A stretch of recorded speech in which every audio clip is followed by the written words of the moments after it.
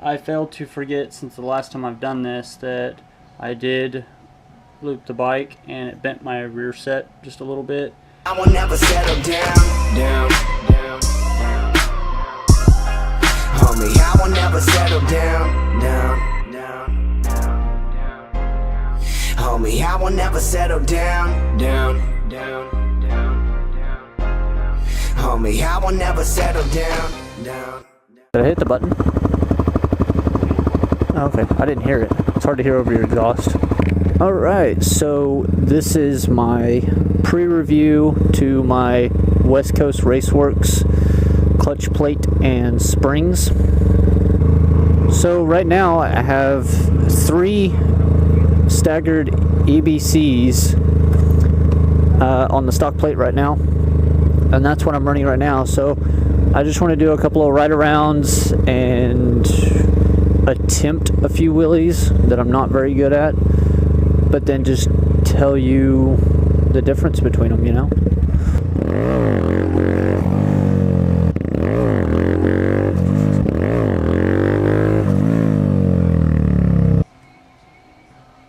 What's up, guys?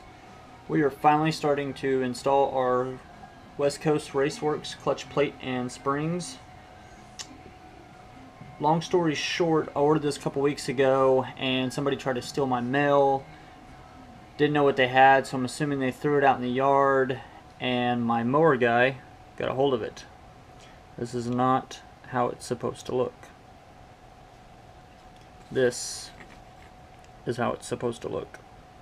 So I want to give a shout out to Westcoast Raceworks for this.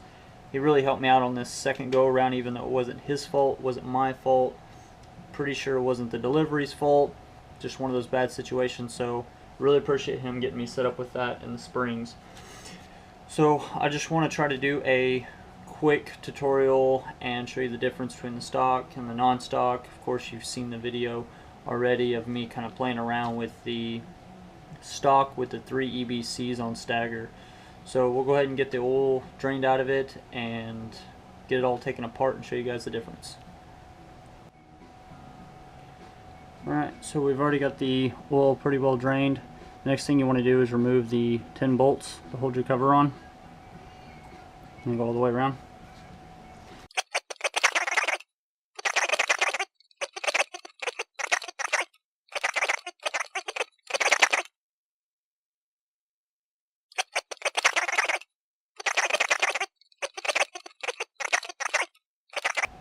Alright, now that we got those removed, you can pull this back and disconnect that cable there. So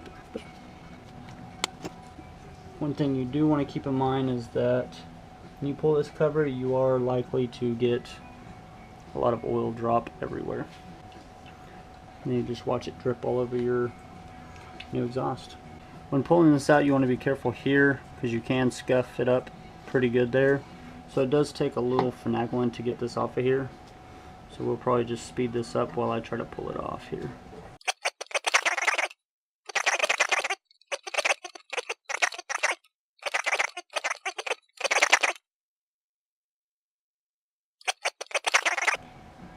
Okay, so wasn't able to do the whole fast forward thing on the cover here.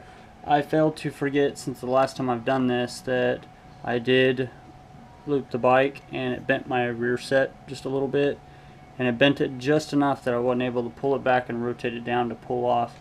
So I did have to unbolt my rear set and pull it back a little bit so I could much easily remove this cover, which really isn't a bad project. If you want to do that, it is a 19 on this side, 14 on the other, 12 down here, and then if you have a low mount exhaust, you will want to unbolt it. Other than that, it pretty well just comes off. There's a little wire here that you can unclip, and it does make the job a lot easier if you decide you want to do that. Removal of the rear set is not required during the process. I have done this before, but again, that was before I looped the bike. So here we are after the cover's taken off. I'm going to clean my oil spinner while I'm here, and then this is the factory clutch plate, which I do have 3 EBC springs in right now currently. So I'm going to go ahead and take this off. I'm going to get it all cleaned up, and then I'll get this pulled out and show you guys the difference. Alright, so I've got my spinner all cleaned up, got my screen all cleaned up. So now we're going to go ahead and pull the clutch plate off here.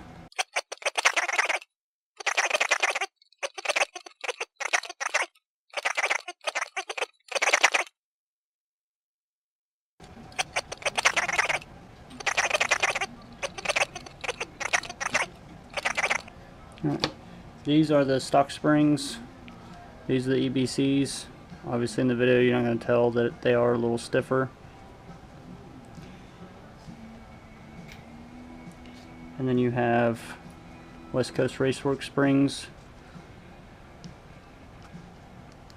I don't know if I've got a good shot on that, but I'm compressing as much as I can, and I am right-handed and I'm not able to compress the Raceworks spring as much as the EBC spring. Alright, so this is the part where having an extra hand would be really nice. Unfortunately, Jake is not here with me tonight, so I'm going to attempt to get these all on here by myself without laying the bike over. Laying the bike over helps out quite a bit. I just don't really have the room to lay it over in here. So we're going to see how talented I am with this. This is your plate. This side is where the springs attach to. The side with the perfectly round holes is going to be the bolt side.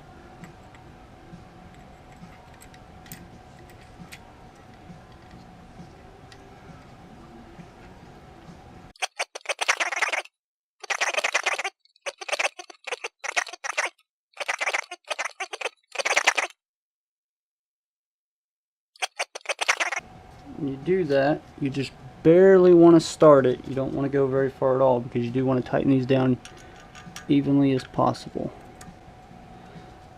And you also want to make sure that all your springs are set in place.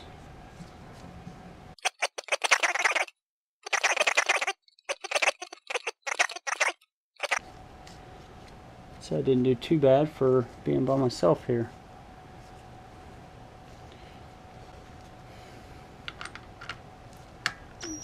You just want to turn them a couple of times at a time, make sure everything goes in evenly.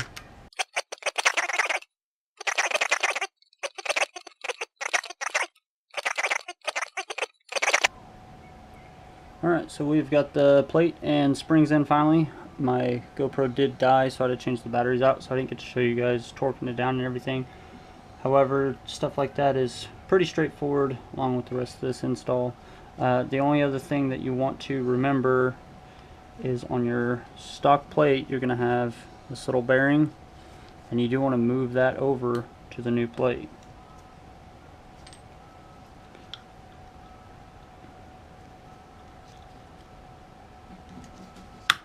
And it'll just slide right in there. It's got a nice, real good fit. Bearings still work great. So once you're done with that, we can put everything back together.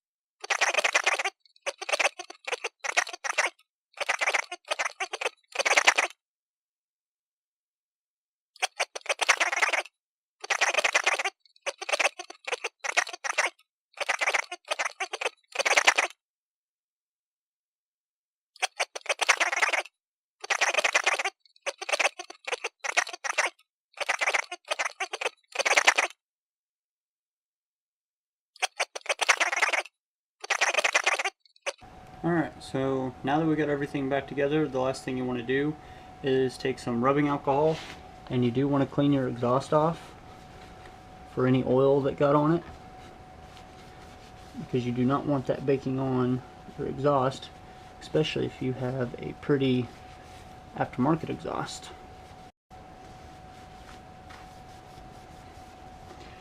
But since you have the rubbing alcohol already out, might as well just go ahead and clean a spot off on the bike here and make your very last step of your Westcoast Raceworks clutch spring and clutch plate install.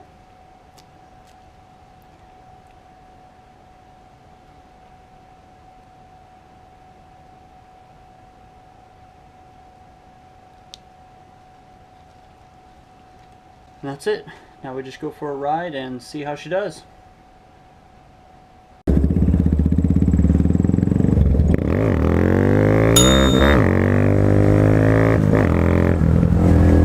Alright, so first initial thoughts of the Westcoast Raceworks springs and plate. I love it. There's not a whole lot not to love here. This thing engages so well. It makes clutch ups so much easier. I know I still can't do wheelies that well, but I can feel a huge difference in trying to bring the bike up and using a lot less force weight on pulling up on the bars. The plate obviously isn't going to make that much of a difference. It's more of a peace of mind, I think, knowing that my plate is not going to disintegrate inside of the casing. But the springs are super awesome,